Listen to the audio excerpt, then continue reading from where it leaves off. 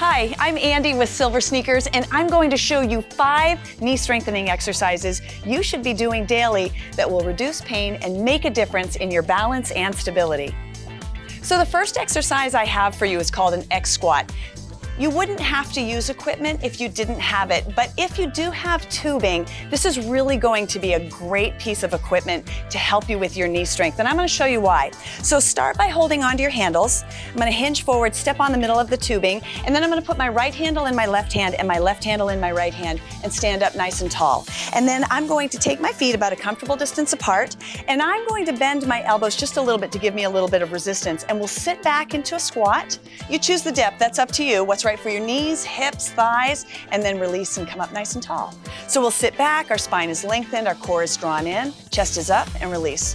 Now if that's too much resistance, you could keep your arms down. What I'd want you to be careful of is that the tubing isn't rounding you forward and pulling you forward. So think about lengthening your spine and keeping your shoulders back.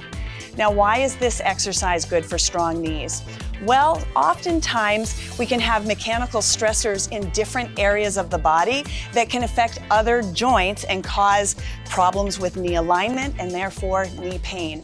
And one problem area for a lot of people is weak glutes and weak muscles on the sides of the hips. So if we can strengthen that, oftentimes that transfers down into the knees and helps us to have stronger knees. So we want to think about contracting through the glutes. This X position makes us have to work a little bit harder to keep our knees in alignment over my ankles, between my ankles and my hips, not caving in. And that's why I like that. Could you do this from a seated position?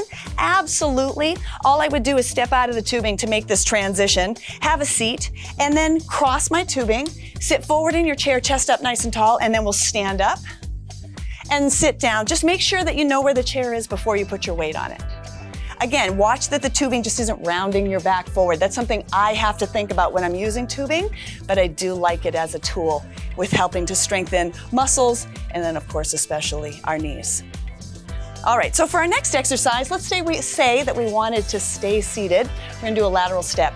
Now for the resistance, I'm just gonna put my hands on my hips, knuckles down, chest up nice and tall. And I'm gonna step out with the right, step in, and then just step out with the other leg. But here's what you want to do to have stronger knees.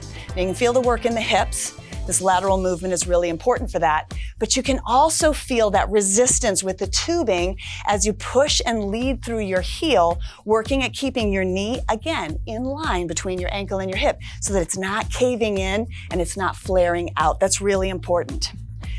If you wanted less resistance, it would be as simple as getting rid of this X. Now I have less resistance, and you certainly can do the same exercise without the equipment. You just don't have the same resistance along the lateral sides of the knees. That's all. That's why I like the tubing. All right, so what if we wanted to do this from a standing position? Well, I'm just going to make a little transition here. And same thing, I step to the right, and I step to the left. Nice. Let's just do 4 more. Bring your shoulders back and down. Perfect. Last one. Our next exercise for stronger knees is a split squat. So I'm going to stand beside the chair so I can use it for support and balance. My right foot will stay forward. My left leg will step back. And I want to keep my weight in my front heel. From here, I'm going to sit back into my heel. It's like a squat, except that we have one leg in front, one leg behind, and then we'll push up through the glute and stand tall. So having our legs separated, one leg in front, one leg behind, makes them have to work a little bit more independently so that we focus on keeping the knee in alignment, working on stabilization around the sides of the knee joint to help build knee strength. So again, we're working from the top down and the bottom up between our ankle and our knee. And you might even feel how your knee wobbles a little bit. Sometimes I do, especially if I keep more weight on the front of my leg, less weight on the back leg. With that front leg, do keep your weight in your heel. Sit back and come up nice and tall. Now over time, the more you do this exercise, if you like this one, you might find that as you get stronger around your knee, the work becomes in the muscles through the quad and the hamstring, how they connect to the knee, and you might be able to get a little bit more depth and a little bit more range of motion. Keep your weight in your heel, push the heel, engage the glute, and rise. And we'll just do one more.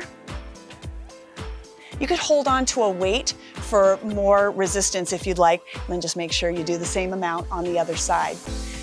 Our next exercise is a calf raise. So I'm gonna start standing, but you totally can do this seated.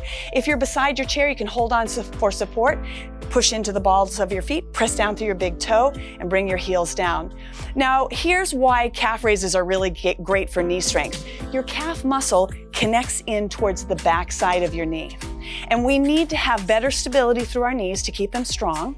And so when we build calf strength, we're working on the muscles on the back side of the knee to help us to be really strong and stable. So let's do a few more. We'll lift and release. And again, if I felt good with my balance and stability, perhaps I'd let go of the chair. Perhaps I'd hold on to weights in each hand. And if you'd like to do this from a seated position, let me just show you that option. Put them on your thighs, just above your knees. Your feet are anchored right underneath your knees. Your chest is up nice and tall, and then just lift your heels, weights in the balls of your feet, and press down. Now, the difference between a seated calf raise and a standing calf raise, I often find I can get bigger range of motion, which I think is really valuable. You know, joints don't work independently, right? We work like together as a unit. So if there's stiffness or weakness in your ankles, that will transfer up your body through your knees and into your hips. So as we strengthen through our ankles, we get more stability in our ankles, which makes our knees stronger and more stable. And it's a really great exercise. You can get good full range of motion and build your ankle mobility. For our final exercise, I want to use the wall, but let me show you an option first, just in case you're not ready for that progression. We're gonna build strength in our shins. So have a seat in your chair. You're sitting up nice and tall. Step your feet out in front and then lift your toes up and then press your toes down. I want you to feel the engagement in your muscles in the front of your lower leg, in your shins. Now, why is this important? When we have strong shins, they help us with deceleration when we're walking and we need to stop, when we're going downstairs, when we're stepping on and off a curb. So strong shins really help with that. In addition, it's important for impact. So when we have strong shins, that helps absorb some impact with our walking and with going downstairs, and all of that helps us to have knees that feel better with less pain. So that's your option from a seated position. If you want to progress that, we're going to use the wall. Make sure you have shoes on so that you don't slip with your feet. And once I'm leaning my back against the wall, I'm just going to take a step forward. And now on this angle, I have my upper back leaning against the wall. From here, I'm gonna press my low back in, and then I'm gonna lift my toes up, and I'm gonna press my toes down. So similar to what we just did from a seated position, but now I have the weight of my body to provide a progression for strength as we work through our shin muscles. So let's do 4 more. Think about keeping your chest up nice and tall. Make sure you feel steady and sturdy through your feet. You're not gonna slip forward. And then think about taking a nice deep breath in and exhale, and we'll do that one more time. All right, now to come out of this, I want you to steady yourself, bend your knees, step back, push through your feet, lift and rise. And there you have it. For strong knees, strengthen from the top down and the bottom up to provide better alignment and reduce strain. Stay strong, and I'll see you next time.